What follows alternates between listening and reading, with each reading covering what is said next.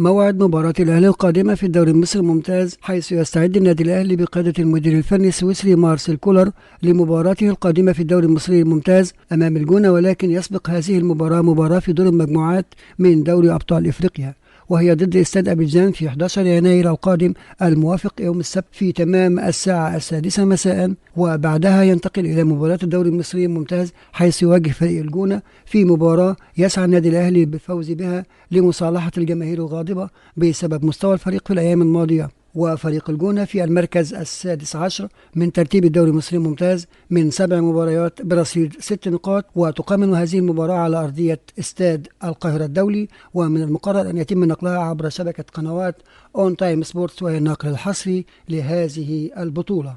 ولم يتم حتى الآن تحديد اسم معلق المباراة.